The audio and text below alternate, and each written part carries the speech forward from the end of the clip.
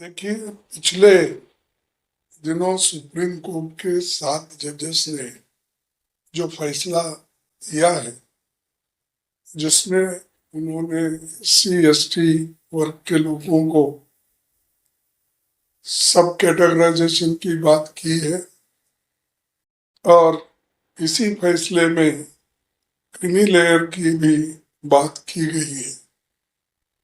भारत में SC समुदाय के लोगों के लिए आरक्षण बाबा साहब अम्बेडकर के पुनः पैक्ट के माध्यम से मिला था। बाद में पंडित जवाहरलाल नेहरू जी, महात्मा गांधी जी, इन्होंने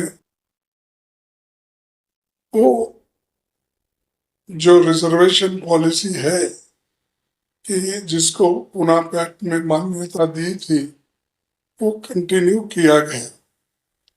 तरीके अलग अलग होंगे, लेकिन उसको कंटिन्यू किया गया और हमारे भूतपूर्व प्रधानमंत्री हमारे जवाहरलाल नेहरू जी और महात्मा गांधी जी, देश के राष्ट्रपिता, इन्होंने जो तय किया वो उसी ढंग से लोगों को, एक खास करके दलित लोगों को, अस्पृश्य लोगों को ये देने का ये वायदा था, वो निभा रहे थे। लेकिन इसी के साथ साथ पॉलिटिकल रिजर्वेशन के साथ साथ एजुकेशन और हमारे एम्प्लॉयमेंट, इन दोनों में भी रिजर्वेशन का मुद्दा था। लेकिन अब SC ST के लोगों को क्रीमी लेयर के नाते उस बात पर उनको निकालना ये बहुत ही एक SC ST के ऊपर एक बहुत ही बड़ी कुराड़ी उन्होंने डाली है और ये इरादा कि बीजेपी का आहिस्ता आहिस्ता रिजर्वेशन खत्म करना। एक तरफ से सरकारी नौकरियां जो थी, उन नौकरियों को उन्होंने प्राइवेट प्लेयर्स को पब्लिक सेक्टर सौंप के खत्म कर रहे हैं। लाखों वैकेंसीज है, वो भर्ती नहीं कर रहे। और दूसरी मजे की बात यह है कि इतने बैकलॉग वैकेंसीज हैं, उन बैकलॉग वैकेंसीज में शेड्यूल कास्ट के सभी ग्रुप मिलके भी कोशिश करने के बावजूद भी वहां पर भर्ती नहीं हुए और किसी बड़े हुद्दे पे कोई शेड्यूल कास्ट का आदमी अभी भी नहीं है। तो इससे समझे वो आप क्रीमी लेयर ला के क्या किसको फायदा देना चाहते कि क्रीमी लेयर लाकर आप एक तरफ अछूत समाज को, शेड्यूल कास्ट को कुचल रहे और दूसरी तरफ जो लोग हजारों सालों से सभी चीजें एंजॉय किए उनको दे रहे हैं। ये इसके लिए मैं ये कंडम करता हूं और जो अपना क्रीमी लेयर का मुद्दा उठाए हैं, ये दुर्दैवी की बात है कि क्रीमी लेयर का जो मुद्दा 7 जजेसों ने उठाया है, ये बहुत ही इसमें वो गंभीरता से शेड्यूल कास्ट के बारे में नहीं सोचे, ये मैं खुलकर कह सकता। और दूसरी तरफ जब तक इस देश में अनटचेबिलिटी है, अस्पृश्यता है, तब तक ये रिजर्वेशन रहना चाहिए और रहेगा, उसके लिए हम लड़ेंगे। ये एक बहुत ही गंभीर बात है कि ये सरकार क्यों नहीं समझी और अदालत का फैसला भी मुझे बड़ा अचंभा दिखा। जो लोग रियल लाइफ में आज भी अनटचेबिलिटी फेस कर रहे हैं और बड़े बड़े हुद्दे पे जो लोग एससी के हैं, एसटी के हैं, डिस्क्रिमिनेशन है। पैसा अगर है तो ही ये होता, ऐसा नहीं। पैसा रहते हुए देयर इज ए डिस्क्रिमिनेशन। अब कोई इंसान किसी मंदिर पे गए थे, मैं सुना उनको वहां आने नहीं दिया, यानी दूसरे जगह बिठाया। मुर्मा जी के साथ वैसा ही ट्रीटमेंट हुआ। ऐसे कई मुद्दे हैं जहां पर डीसीज है, एसपीज है, और यहां तक आपको मैं बताना चाहता हूं, चंद एरिया कर्नाटक में भी ऐसे हैं जिस गांव में वो आने ही नहीं देते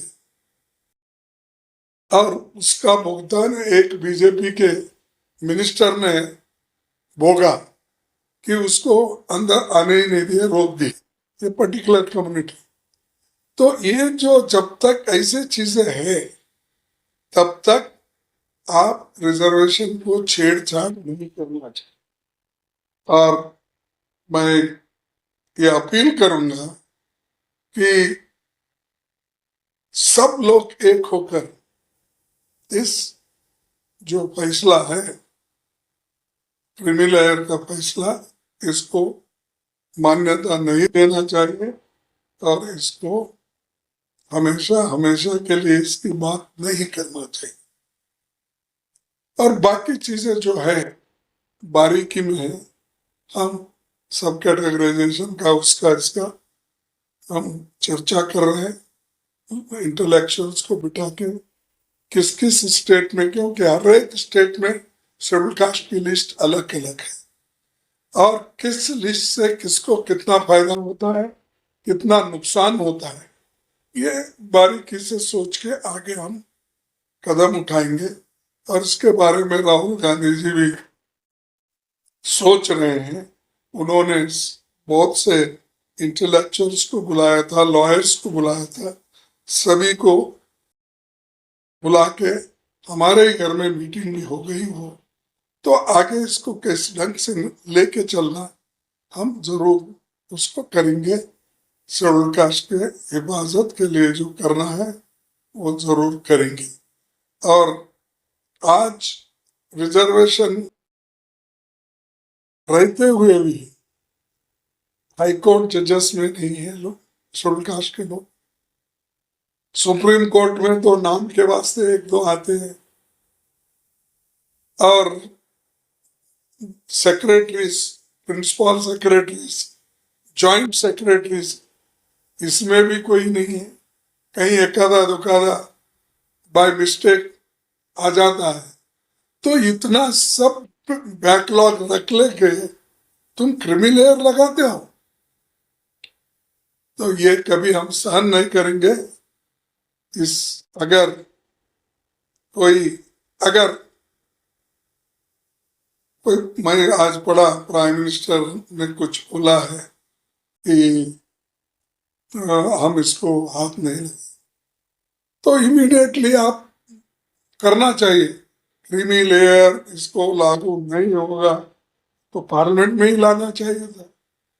पार्लियामेंट में लाके उस सुप्रीम कोर्ट को, जजमेंट को नकार देना था।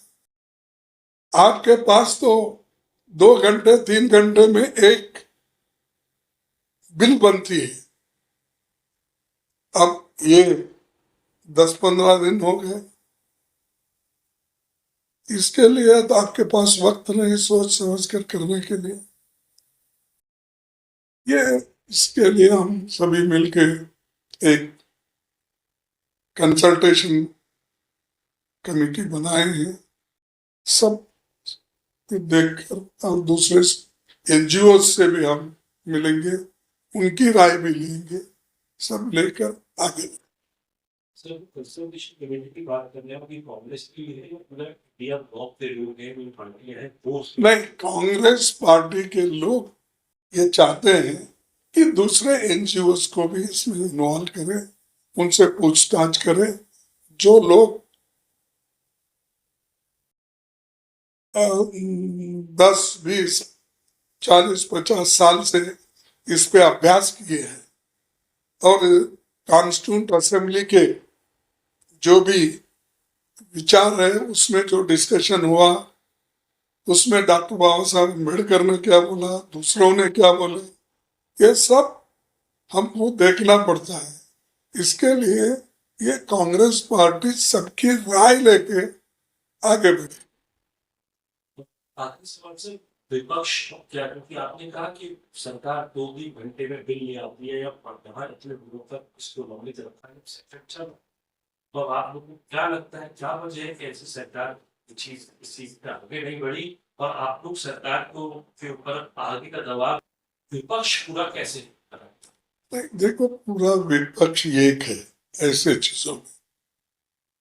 और कल आपने देखा हो, जया बच्चन को बोलने नहीं दिया तो सब लोग एक हो गए, यहाँ तक कि सोनिया गांधी जी खुद वो प्रेस में गई थी। तो ये जो चीजें हैं नेशनल लेवल पे और देश के हित में और समाज के हित में हमको एक होके करना है, हम करेंगे।